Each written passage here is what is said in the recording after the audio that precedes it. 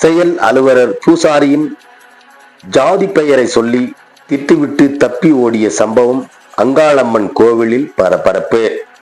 திருப்பூர் மாவட்டம் தாராபுரம் தாலுகா புதுப்பை கிராமத்தில் 400 ஆண்டுகள் பழமை வாய்ந்த அருள்மிகு ஸ்ரீ அங்காளம்மன் திருக்கோவில் அமைந்துள்ளது. இக்கோவிலில் திருப்பூர் இந்து சமய அறநிலைத்துறை உதவி ஆணையரின் கட்டுப்பாட்டில் உள்ளது. கோவிலுக்கு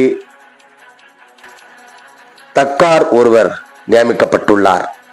இக்கோவிலில் முதலியார் நாயுடு சமூகத்தினர் பூஜை செய்து வந்த நிலையில் தேன் குறிச்சி நாடு கோவம்சம் பண்டதாரர்களின் விஸ்வகர்ம சூரியகுல ஆட்சியார்கள் தேன்கரசு நாடு கொங்கு நவிதார்கள் ஆகியோர் தாங்கள் குலதெய்வமாக வழிபட்டு வருகின்றனர்.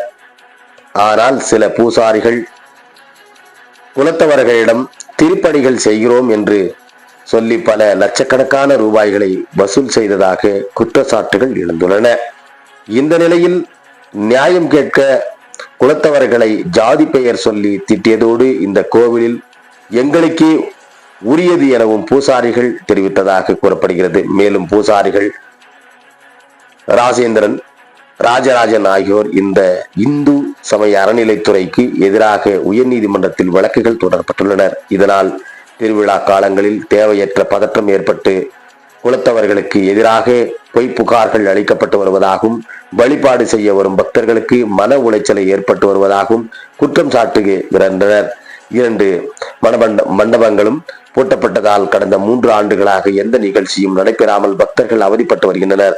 பூசாரிகள் தங்களுக்குள் அடிதடி சண்டையிட்டு வழிபாடு முறையாக நடைபெறாமல் வெள்ளக்கோவில் காவல் நிலையத்தில் 329/2025, 330/2025 என 2 வழக்குகள் பதிவு செய்யப்பட்டுள்ளனர். இந்த நிலையில் கோவிலுக்கு நிரந்தரமாக இந்து சமய அறநிலைத்துறையில் பயிற்சி பெற்ற 2 பூசாரிகள் நியமிக்க வேண்டும் என குலத்தவர்கள் கோரிக்கை வைக்கின்றனர்.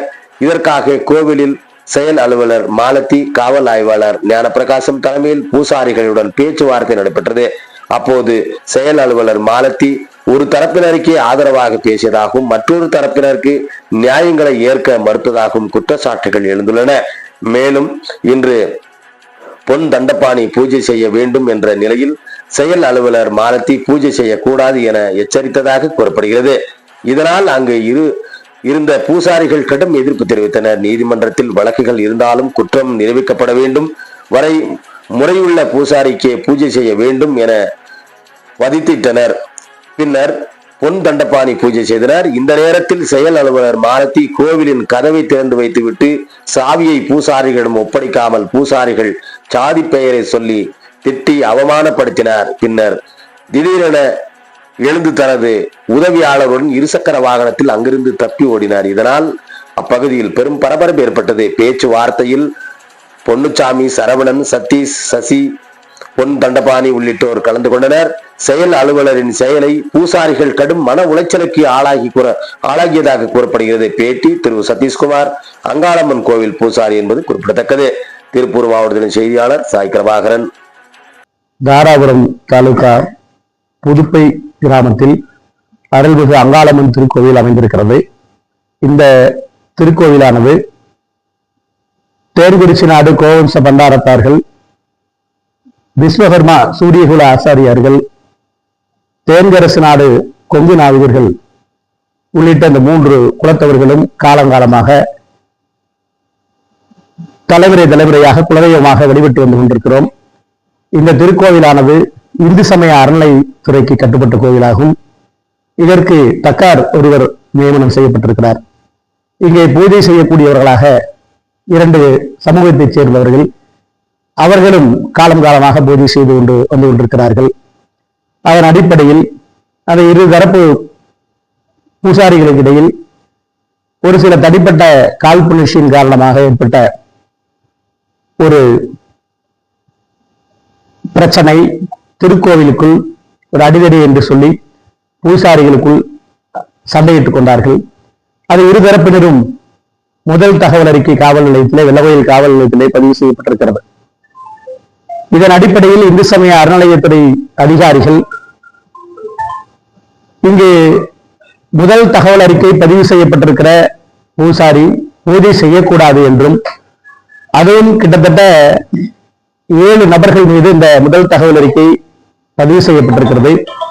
குறிப்பிட்ட பூசாரி தண்டவாணி அவர்களை மட்டும் பூஜை செய்யக்கூடாது என்று சொல்லி ஒரு அராஜகமாக சட்டத்திற்கு உட்பட்டு இந்திய அரசியலமைப்பு சட்டப்படி இருக்கக்கூடிய இந்து சமய அறநிலையத்துறை சட்டப்படி இருக்கக்கூடிய விதிகளின்படி அவர்கள் நடவடிக்கை எடுப்பார்களே ஆனால் அவர்கள் கிட்டத்தட்ட அனைத்து பூசாரிகளுமே இந்த குற்றச் செயல்களுக்குள் தான் இருந்து கொண்டிருக்கிறார்கள். இந்த திருக்கோயில் பூஜை முறையானது முறையாக நிர்வகிக்கப்படுவதில்லை. அதாவது பூஜை முறை இருக்கக்கூடியவர்கள் தான் பூஜை செய்ய வேண்டும் என்று சட்டம் இருக்கிறது என்று சொல்கிறார்கள். ஆனால் இங்கு நடைமுறையில் அது இல்லை. யார் பூஜையில் வேண்டுமானாலும் யார் வேண்டுமானாலும் பூஜை செய்யலாம்ங்கிற ஒரு நிலை நடைமுறையில் இருக்கிறது. அதே போல இந்த சூழ்நிலையில் தண்டவாணி அவர்கள், பூசாரியார் தண்டவாணி அவர்களை மட்டும், குறிப்பிட்ட ஒருவரை மட்டும் அவர்கள் பூஜை செய்யக்கூடாது என்று சொல்லி அதிகாரிகள் இன்றைய தினம் சொன்னார்கள். இன்றைய தினம் காலை 6 மணியிலிருந்து குலத்தவர்களாகிய நாங்கள் அத்தனை பேரும் அம்பாளை வழிபாடு செய்வதற்காக நவராத்திரி முதல் தினமான இன்று வழிபாடு செய்ய வேண்டும் என்று சொல்லி நாங்கள் அத்தனை பேரும் 5:15 மணியிலிருந்து இங்கு காத்திருந்தோம்.